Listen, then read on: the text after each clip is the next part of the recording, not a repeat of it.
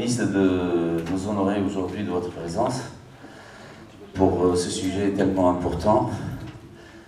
Les gens présents ici le savent tous, que le tourisme est une chance pour l'économie tunisienne, pour son agriculture, pour son artisanat, pour son industrie, pour bien d'autres secteurs. Ce qu'on dit moins, tout en le sachant, c'est que le tourisme est aussi une chance pour le patrimoine tunisien. Merci à tous. Merci, Monsieur le Ministre. À vous la parole. Tourisme culturel, c'est quelque chose de très important. D'ailleurs, pour moi, ça sera le sujet de 2020. En 2019, c'est vrai, on a parlé de retour de tourisme, de 9 millions de touristes. On est à 8 500 000 à peu près aujourd'hui. Il faut faire 500 000 d'ici fin d'année pour, au moins, nous avons réalisé un objectif. Parce que, comme vous le savez, surtout dans le privé, mais aujourd'hui, on doit l'appliquer dans le... même quand on est dans le public, il faut faire des objectifs. Ça fait de bien d'arriver à un objectif. Le chiffre n'est pas très important, mais c'est toujours bien d'arriver. Mais ce n'est pas le ministère, hein, c'est vous, les hôteliers, les agences de voyage, les médias. Tout le monde a travaillé pour que le tourisme revienne. Mais je pense, honnêtement, si je tire un bilan cette année, 2020, il faut que ça soit... c'est pas l'année des chiffres, il ne faut pas qu'on parle, on fait 9 000 ou 10 000, ou... c'est pas important. Je pense qu'il faudrait se remettre, on a beaucoup de défaillances dans notre secteur, l'accueil, le service, la qualité, l'environnement, alors là, tout le monde le sait, on est très loin. Et bien sûr, essayer de habiller autour ces plages, les hôtels, c'est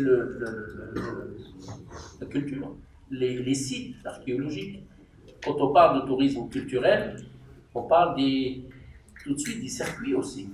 Parce qu'on peut avoir des sites exceptionnels, mais s'il n'y a pas des circuits, si les agences ne programment pas des circuits pour les touristes qui viennent, ça ne sert à rien.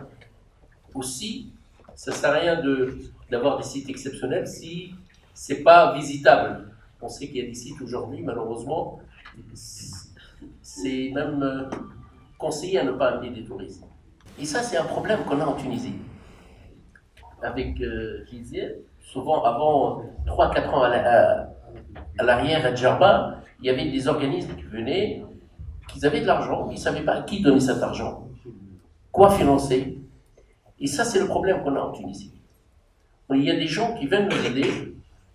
Alors, souvent, on ferme la porte, carrément. On leur dit non, on n'a pas besoin d'argent, on est très bien, on a du pétrole, on a tout ce qu'il faut en Tunisie, on a l'agriculture, le tourisme, on n'a pas besoin. Soit on ne les aide pas administrativement. Il y a un grand travail qui doit se faire en 2020 pour que le touriste qui vient en Tunisie bientôt, surtout qu'on parle de l'Open Sky qui peut s'ouvrir, on aura un nouveau style de touriste, que moi je l'appelle le voyageur, c'est celui qui achète son billet d'avion, qui loue une voiture, qui a une application, qui va visiter les sites. Vous savez, dans le monde, ça existe cette clientèle qui vient que pour visiter les sites archéologiques, qui font vraiment que de tourisme culturel, qui passe une nuit dans un hôtel, et une autre nuit dans un autre hôtel, et c'est comme ça que ça se passe. Surtout dans cette période que j'appelle la passe saison, où vraiment on a besoin de ce mouvement de nouveaux touristes qui vient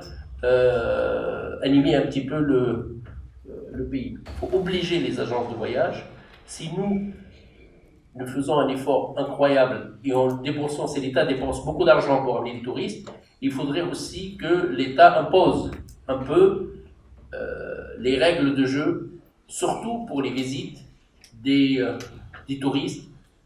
Comme ça, on ne dira pas pourquoi le touriste reste dans les hôtels. Mais oui, si on ne propose rien, il ne reste pas. Moi, je prends toujours l'exemple de l'Espagne, où tous les hôtels, pratiquement, ils sont tout inclus, en inclusif, mais pratiquement 90% des touristes qui viennent en Espagne, ils sortent des hôtels. Ils sortent, ils visitent.